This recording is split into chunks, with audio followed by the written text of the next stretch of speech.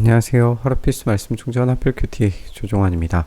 오늘 함께 나눌 하나님 말씀은 로마서 15장 1절에서 13절까지 말씀입니다. 믿음이 강한 우리는 믿음이 약한 사람들의 약점을 돌보아 주어야 됩니다. 우리는 자기에게 좋을 대로만 해서는 안 됩니다. 이렇게 이야기합니다. 우리가 살펴보고 있는 것처럼 어떤 가치 중립적인 대상들에 대해서 믿음이 강한 자들과 약한 자들의 갈등은 필연적인 것으로 보여집니다. 그런데 이 바울은 이 갈등을 해결하는 원리로서 예수님을 꺼내는 것을 우리가 보게 돼요. 우리는 저마다 자기 이웃의 마음에 들게 행동하면서 유익을 주고 덕을 세워야 됩니다. 그리스도께서도 자기에게 좋을 대로만 하지 않으셨습니다. 성경에 기록하기를 주님을 비방하는 자들의 비방이 내게 떨어졌다 한 것과 같습니다. 이렇게 이야기합니다. 예수님께서 자기 유익을 추구하시기보다 연약하고 무력하고 죄로 물든 우리를 위해서 기꺼이 자기 자신을 내어주셨어요. 그리고 자기에게 비방하는 자들의 그 비방을 전적으로 수용하셨습니다. 이 예수님의 모범을 따라서 우리도 마찬가지의 일들을 해야 된다는 거죠. 서로가 서로를 향해서 마음에 들게 행동하면서 유익을 주고 덕을 세우는 이런 예수님의 모습을 본받아서 행하라 라고 하는 겁니다.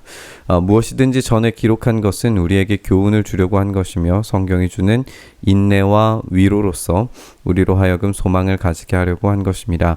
인내심과 위로를 주시는 하나님께서 여러분이 그리스도 예수를 본받아 같은 생각을 품게 하시고 한 마음과 한 입으로 하나님 곧 우리 주 예수 그리스도의 아버지께 영광을 돌리게 해주시기를 빕니다. 이렇게 이야기합니다.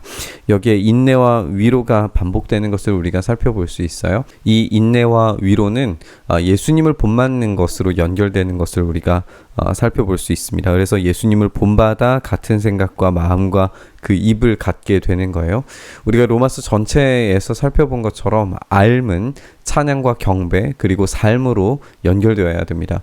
이제 인내와 위로를 주시는 분께서 주시는 이 소망이라고 하는 것은 예수 그리스도와 같은 생각을 품게 하심으로써 이 약한 자들 또 비방과 원수의 편에 이 선자들을 위해서 기꺼이 품을 내어주시는 선택을 하게 만듭니다. 그래서 그런 같은 생각을 가지고 마음과 그 입을 가지고 그들을 비방하고 그들을 배척하는 것이 아니라 그들을 오히려 환대하고 포용할 수 있어야 된다라고 하는 거죠. 이것은 다만 입으로서의 고백으로 끝나는 것이 아니라 실제적인 삶의 차원에서 이루어져야 됩니다. 그러므로 그리스도께서 하나님의 영광을 드러내시려고 여러분을 받아들이신 것과 같이 여러분도 서로를 받아들이십시오. 이 받아들이심을 우리가 깊이 생각해 봐야 됩니다. 우리가 죄인 되었을 때 우리를 받아주신 분을 우리가 본받아서 우리와 원수된 대척점에 있는 자들이라 할지라도 우리가 받아들여야 된다면 이제는 그 차원을 뛰어넘어서 인종을 넘어서는 이 환대와 이 포용으로 나아가는 것을 우리가 보게 됩니다. 내가 말하는 것은 이러합니다. 그리스도께서는 하나님의 진실하심을 드러내려고 할례를 받은 사람의 종이 되셨으니 그래서 하나님께서 조상에게 주신 약속들을 확증하시고 이방 사람들도 긍휼히 여기심을 받아서 하나님께 영광을 돌리게 하려고 하신 것입니다. 이렇게 미리 조상들에게 약속을 주신 그 사람들에게는 약속을 확증하시고 이방 사람들도 긍휼히 여기심으로써 이제 약속의 자녀들과 이방 사람들을 하나로 묶으셔서 그분의 자녀가 되게 만드시는 이런 놀라운 지혜를 우리에게 보여주셨습니다. 이 말씀을 이제 구약에 있는 말씀들을 가지고 인용하는 것을 우리가 보게 되는데요. 우리가 9절과 11절 말씀을 보면 이것은 역사서와 시가서에서 이 인용이 되고 그리고 10절의 말씀은 신명기에서 인용이 되었기 때문에 이것은 토라, 율법서에서 인용된 것을 우리가 볼 수 있습니다. 그리고 12절 말씀은 이사야의 말씀을 인용하면서 이것은 선지서에서 인용하는 것을 우리가 볼 수 있죠. 이것을 우리가 이제 생각을 해보면 역사서, 토라, 시가서, 선지서 여기 모두에서 인용되었다라고 하는 건 구약 전체에서 이미 이방인들을 향한 하나님의 계획이 있었다라고 하는 것을 우리에게 보여줍니다. 바울은 성경 전체를 통하여서 이 구약 약속 전체가 이방인들의 돌아옴을 내포하고 있었다는 것을 밝히고 있습니다.